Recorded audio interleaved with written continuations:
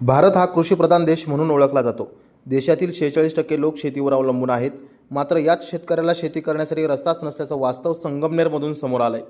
तालुक्यातील मंगळापूर येथील अप्पा पवार यांना गेल्या 4 वर्षांपासून त्यांच्या शेतात जाण्यासाठी रस्ता नसल्याने पवार यांच्या कुटुंबियांनी संगमनेर शहरातील प्रांत कार्यालयासमोर कालपासून आमरण उपोषण सुरू केलंय। पवार कुटुंबानं आपल्याला शेती करण्यासाठी रस्ता मिळावा याकरिता न्यायालयीन लढा दिला। यामध्ये महसूल विभाग आणि न्यायालयाने देखील त्यांच्या बाजूने निकाल दिला।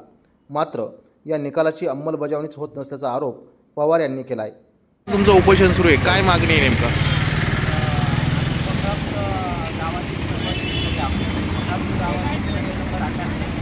या 78 सर्वे नंबरमध्ये एक समायिक रोड संदर्भात आहे।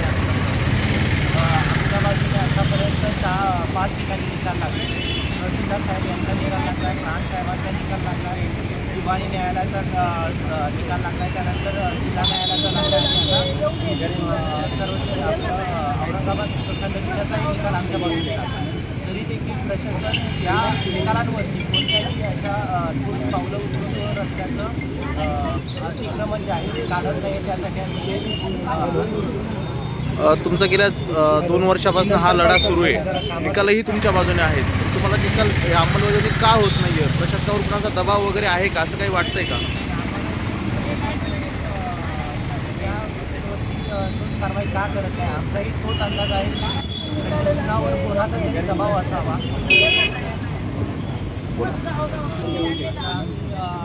शासनाच्या याच्यावरती काय उपाययोजना होत्या त्यावरती आम्ही लक्ष देत आहोत।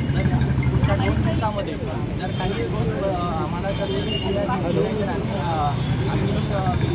या ठिकाणी नंतर कॉल करतो। त्यामुळे आमच्याकडे जनावरे आज एकटी त्यांना चाऱ्याचा प्रश्न आहे।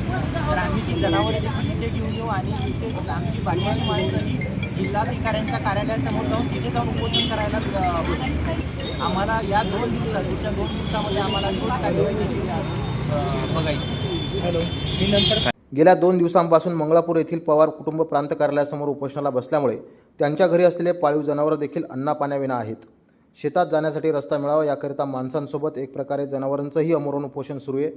त्यामुळे आता महसूल विभाग आणि न्यायालयाने दिलेल्या निर्णयांची त्वरित अंमलबजावणी झाली नाही तर आम्ही अहिल्यानगर जिल्हाधिकारी कार्यालयासमोर आमरण उपोषण करणार असल्याचा इशाराही यावेळी अमोल पवार यांनी दिला आहे।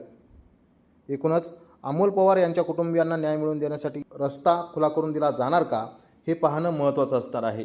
नवतेज महाराष्ट्रासाठी प्रतिनिधी अमोल वाघमोडे, संगमनेर।